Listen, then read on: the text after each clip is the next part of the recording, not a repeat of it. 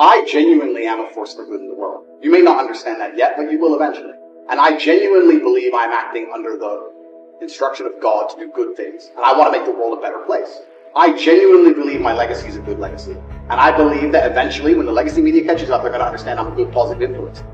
I think a man should have absolutely no interest in whether he's actually happy or not. If I wake up and I'm unhappy, I will do the exact same things as if I am happy. I will go to the gym the same. I will work the same. How I feel has no impact on how I live my life. I don't think happiness as an index is a healthy view for a man to have on life success. If you're waking up and going, oh, am I happy, am I not? You're looking at life wrong.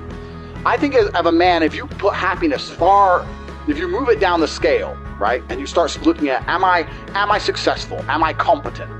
You know, am I achieving things? Am I respected? If you start to look at these indicators of your life, you're going to end up being happier without actually analyzing if you're happy or not. But we talk about weak men. This is what's scariest about this entire agenda they're trying to purport. Because their ideas, like the feminist idea, like the mainstream idea, like Logan Paul's ideas, all their ideals is if we weaken men, then if they become weak enough, they'll no longer be a threat. And I argue that point absolutely. I think the most dangerous men on earth are the weak men. I think inside of every single man, we're born with a fire inside of us that we do not control can destroy ourselves and other people. And if you look at men who have no emotional control, because that's what they're trying to teach us to have. They say, listen, you're a man, you're allowed to just cry all the time and have no emotional control, no stoicism, just react to your emotions. Do you know what happens when you tell men to just react to their emotions? Anger. You have school shootings, you have rape, you have violence. That's what happens when you tell men to have no emotional control.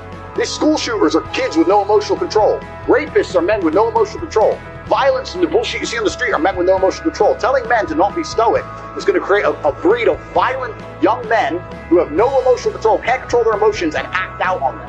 That is absolutely and utterly more dangerous to society than me coming along saying, listen, I don't give a how you feel, young man. It doesn't matter how you feel. Your duties and your responsibilities as an adult must comply and act a certain way regardless of how you feel. That is better for society as a whole, especially as I'm only teaching the tenets of, listen, go to the gym anyway. Doesn't matter. If you don't feel like it, go anyway. Listen, your girlfriend left you. Your heart's broken. You're not allowed to stalk her. She doesn't want you. Get the over it. And what I'm saying is good for the world. They're saying, no, act out your emotions. Cool, you're creating stalkers, rapists, and school shooters. These people are f***ing dangerous. Knowing yourself is the beginning of all wisdom. Simplify your life. Don't waste the years struggling for things that are unimportant. Don't burden yourself with possessions. Keep your needs and wants simple and enjoy what you have. Don't destroy your peace of mind by looking back, worrying about the past. Live in the present. Simplify. Our life is what our thoughts make it. Do every act of your life as if it were your last. In a word, your life is short. You must make the most of the present with the aid of reason and justice, since it is possible that you may be quitting life this very moment. Govern every act and thought accordingly. Adapt yourself to the life you have been given and truly love the people with whom destiny has surrounded you. If you accomplish something good with hard work, the labor passes quickly, but the good endures. If you do something shameful in pursuit of pleasure, the pleasure passes quickly, but the shame endures. A musician must make music, an artist must paint, a poet must write, if he is to be ultimately at peace with himself. What a man can be, must be.